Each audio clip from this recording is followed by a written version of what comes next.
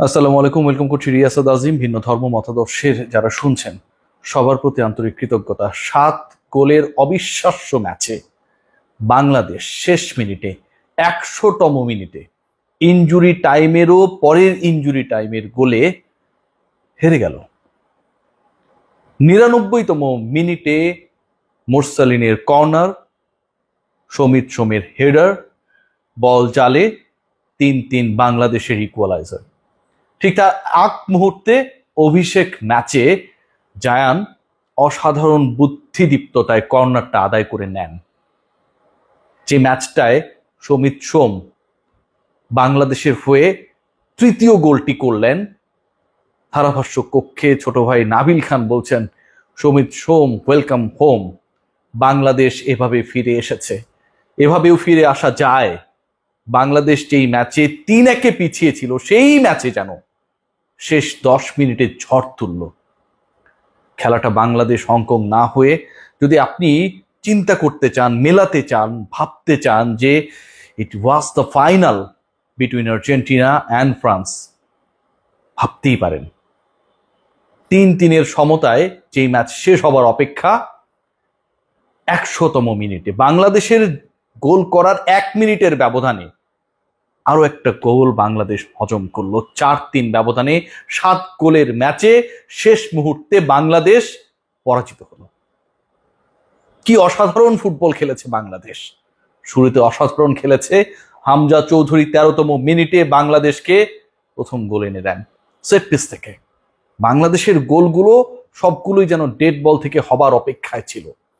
যে corner position থেকে বলটা জালে জড়ালেন হামজা চৌধুরী, দেখে মনে হচ্ছিল যে আমরা হয়তো ইপিএল দেখছি, মনে হচ্ছে আমরা লা লিগার কোনো একটা ম্যাচ দেখছি। হামজা চৌধুরী ইউরোপিয়ান ফুটবলে যেভাবে খেলেন, সেই খেলাটাই যেন বাংলাদেশের হয়ে জাতীয় স্টেডিয়ামে অগুন্তি মানুষের সামনে উপহার দিচ্ছিলেন। সেই গোলের পর পুরো বাংলাদেশ উচ্ছ্বাসে উত্তাল। স্টেডিয়ামের মানুষ যারা ছিলেন, যারা বাংলাদেশের জার্সি পরে সেখানটায় গিয়েছেন, সবার মধ্যে একটাই কথা, হামজা চৌধুরী গোল করেছেন, বাংলাদেশ এই ম্যাচটাই জিতবে। যেই হামজা চৌধুরীকে হংকং, বাংলাদেশের প্রতিপক্ষ, যাদের কাছে শেষ মুহূর্তে আমরা হেরে গেলাম, বেঞ্চে বসিয়ে রাখার মতো কথা বলেছিল, শেষ বেলায় হামজা চৌধুরী বাংলাদেশকে জেতাতে পারেন নাই। সমিত সোম 27 ঘন্টা জার্নি করে, মাত্র একটা সেশন অনুশীলন করে যেভাবে তৃতীয় গোলটি করলেন, অভিষেক ম্যাচে যেই ম্যাচুরিটির পরিচয় দিয়েছেন জায়ান, যেভাবে কর্নার আদায় করেছেন মোরসালিনের, সেই কর্নার কিক থেকে হেডারে যেভাবে সমিত বলটা জালে জড়ালেন, মনে হচ্ছিল যে শেষ পর্যন্ত বাংলাদেশ আসলে তাদের সেই অতীত ট্রেডিশন থেকে যেন বের হয়ে আসছে। 4টা গোল বাংলাদেশ হজম করেছে, কিন্তু 4টা গোল বাংলাদেশ যেভাবে খেয়েছে যেন বাংলাদেশের ফুটবল দল, বাংলাদেশের ডিফেন্সিভ লাইন আপ নিজেদের প্রতিপক্ষ। খেয়াল করে দেখুন, নাম্বার 7 যেভাবে বাংলাদেশের হয়ে দ্বিতীয় গোলটি করলেন। খেলা শেষের নির্ধারিত সময়ের বাকি 6-7 মিনিট, ওই সময়টায় মোরসালিনের সেই ঠান্ডা মাথার ফিনিশিং, ফাম্বল হচ্ছিল ডি বক্সের ভেতরে হংকং এর, সুযোগ বুঝে সেটা কাজে লাগালেন এবং জামাল ভুঁইয়ার সেট পিস থেকে, এর আগের গোলটা ছিল direct Hamza Chowdhury set piece থেকে জালে জড়ানো, আর এবার জামাল ভুঁইয়া, ক্যাপ্টেন জামাল ভুঁইয়ার সেট পিস থেকে ডি বক্সের ভেতরে ফাম্বলিং, তারপরে সেটা জালে জড়ান মোরসালিন। এই যে 3টা গোল বাংলাদেশ করেছে, 3টা গোল বাংলাদেশ আদায় করে নিয়েছে, 3টা গোলে 3টা আলাদা আলাদা গল্প লিখতে চাইলে, স্টোরি করতে চাইলে আপনি করতে পারবেন। কিন্তু বাংলাদেশ যে 4টা গোল খেয়েছে, যেভাবে খেয়েছে, সেগুলো যেন অপরাধ বললেও ভুল হয়।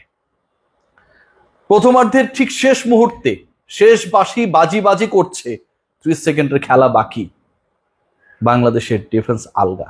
বাংলাদেশ অ্যালাউ করলো হংকংকে ইকুয়াল করার জন্য। খেয়াল করে দেখবেন যে আপনি যখন একটা বলকে চেষ্টা করবেন যে সেভ করার জন্য, আপনার প্রতিপক্ষের অ্যাটাক আপনি ক্লিয়ার করার চেষ্টা করবেন, আপনি বলটা কোন দিকে দেবেন? আপনি কি আপনার গোলকিপারের দিকে দেবেন, নাকি হচ্ছে দূরে ঠেলে দেবেন? এই basic sense Bangladesh defensive line আপে যারা খেলেন, কাজ করেন, তাদের মধ্যে সেটা ঠিকভাবে কাজ করে না। প্রথম গোলের উৎপত্তি, প্রথম গোলটা খেলো বাংলাদেশ ঠিক এইভাবে। থার্ড গোলটার দিকে যদি তাকান, বাংলাদেশের এগেনস্টে 3-1 যখন এগিয়ে গেল হংকং, আমরা প্রতিপক্ষের ফুটবলারকে যথেষ্ট সময় দিলাম যেন আমার ডিফেন্সিভ লাইন আপকে ব্রেক করতে পারে, আমার ডিফেন্ডারের দুই পায়ের ফাঁক দিয়ে বলটা যেন তার কাঙ্ক্ষিত ফুটবলের কাছে পাস করতে পারে। একজন ফুটবলার ডি বক্সের ভেতরে বল নিয়ে দাঁড়িয়ে আছেন, সময় ক্ষেপণ করছেন, ওয়েট করছেন, যিনি গোল দেবেন, স্কোর করবেন, তিনি যেন তার পজিশনটায় যেতে পারেন, সেই পর্যন্ত বাংলাদেশের ডিফেন্ডাররা তার কাছ পর্যন্ত যেতে পারে না। একজনই তার ডানে বামে ঘুরছেন, পায়ের ফাঁক গোলে বল পাস করে দিলেন এবং গোল। আজকের এই ম্যাচটায় বাংলাদেশ যেভাবে খেলেছে, স্পেশালি ফাহমিদুল, সমিত, হামজা, জামাল, জায়ান, তাদের জয়টা প্রাপ্য ছিল। যেভাবে সমিত সোম 3-3 ইকুয়ালাইজার করলো 99তম মিনিটে, এই গোলটা যেন একটা গল্পের মতো। একজন আদায় করে নিলেন কর্নার, একজন কর্নার কিক করলেন, আরেকজন হেডার। বাংলাদেশের জয়টা প্রাপ্য ছিল। হামজা চৌধুরী যেভাবে বাংলাদেশকে এগিয়ে দিয়েছিলেন, তাকে নিয়ে ঠাট্টা করা হয়েছিল প্রেস মিটে, যে হামজা যদি হংকং এ হতেন তার জায়গা হতো সাইড বেঞ্চে। 13তম মিনিটে তুরহ কোন থেকে, সেট পিস থেকে যেভাবে বল জালে জড়ালেন, আজকের ম্যাচটা বাংলাদেশের জেতা দরকার ছিল। জাতীয় স্টেডিয়ামের গ্যালারি প্যাকড। আমরা যারা ক্রিকেটে কাজ করি, আমাদের কাছেও অনেকের রিকোয়েস্ট, ভাই ফুটবলের 2টা টিকিট হবে নাকি? সারা বাংলাদেশের মানুষ গ্রামে গঞ্জে, শহরে, মাঠে, মোবাইলে যেভাবে এই ম্যাচটাকে ফলো করেছে, গলা ফাটিয়েছে, শেষ 10 মিনিটে বাংলাদেশ যেভাবে 2টা গোল দিয়ে ম্যাচে ফিরে এসেছে, এই ম্যাচটা বাংলাদেশের জেতার দরকার ছিল। বাংলাদেশ শেষ পর্যন্ত পারে নাই। তবে বাংলাদেশের ফুটবলে আমার কাছে মনে হয় একটা দারুণ ধারার সূচনা হয়েছে, যেখানটা আমরা ফাইট করতে পারি। 146 র্যাঙ্কিং এর দলকে আজকে বাংলাদেশ কাঁপিয়ে দিয়েছে। 146 র্যাঙ্কিং এর দলের বিপক্ষে বাংলাদেশ লিড নিয়েছে। 3-1 গোলে পিছিয়ে থেকে টানা 2 গোল করে ম্যাচে ফিরেছে। বাংলাদেশ শেষ পর্যন্ত হেরেছে ডিফেন্সের ভুলে। কোচিং স্ট্র্যাটেজি যিনি সাজান, হ্যাভিয়ার ক্যাপ্রেরা, তার মুখস্থ ট্যাকটিক্স এর বলে। কিন্তু এন্ড অফ দ্য ডে যে ফুটবলাররা বিভিন্ন জায়গা থেকে উড়ে এসেছেন শুধুমাত্র বাংলাদেশকে, লাল সবুজের পতাকাকে সম্মান জানিয়ে এই দেশটার হয়ে খেলার জন্য জাতীয় স্টেডিয়ামে মতিঝিলে যারা মাঠে নেমেছিলেন, তাদের কষ্ট, তাদের আর্তনাদ বাংলাদেশের হয়ে জেতার জন্য, তাদের ডেডিকেশন কোনোভাবে ছোট হয় না। বাংলাদেশ ফুটবল ফেডারেশনের প্রতি এর আগে সিঙ্গাপুর ম্যাচের প্রতি শেষে আমার একটা রিকোয়েস্ট ছিল যে এই মুখস্থ কোচকে আমরা সরাই না কেন? দাভিদ ভাই তো অনেক অনেক, আমি মনে করি যে আধুনিক মানুষ, কি দারুণ একটা দল। প্র্যাকটিস সেশনে ফুটবলাররা খুব বেশি সময়ও পান না, হামজা বা সমিতদের সেই সুযোগটা হয় না, তারপরও কি বোঝাপড়া।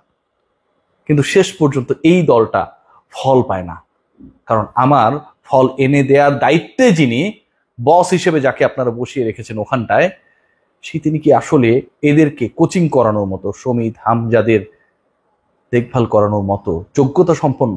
আমার কাছে সেই জায়গা নিয়ে প্রশ্ন রয়েছে। অসাধারণ খেলেছে বাংলাদেশ। হামজা চৌধুরী যখন মাঠে নুয়ে পড়েছিলেন, শুয়েছিলেন, বসেছিলেন, চোখ ছলছল করছিল, চোখের পানি বের হবার অপেক্ষায় কন্ট্রোল করার চেষ্টা করছিলেন। প্রবাসীর বড় হওয়া সিলেটের এই কৃতি সন্তানের জন্য হলেও বাংলাদেশের এই ম্যাচটা জেতা দরকার ছিল। যে ছেলেটা 27 ঘন্টা জার্নি করে এখানটা এসেছেন, একটা সেশন প্র্যাকটিস করার পরেও বাংলাদেশকে জেতানোর দ্বার প্রান্তে নিয়ে গিয়েছিলেন, সেই সমিত সোমের জন্য এই ম্যাচটা সত্যি জেতানো উচিত ছিল। জায়ান প্রথম ম্যাচ খেলতে এসে যেভাবে যে ট্যাকটিক্সে কর্নার আদায় করেছিলেন, এবং সেখান থেকে দারুণভাবে মোরসালিনের কর্নার কিক, হেডার, বাংলাদেশের ইকুয়ালাইজার, দ্বিতীয় গোল যেভাবে ঠান্ডা মাথায় নাম্বার 7 মোরসালিন করেছিলেন, এই ম্যাচটা আসলেই বাংলাদেশের জেতা দরকার ছিল। বাংলাদেশ পারল না, ধরে আনলাকি, বাট নেক্সট টাইম হবে। এই টিমটা বাঘের বাচ্চা, এই টিমটা অসাধারণ।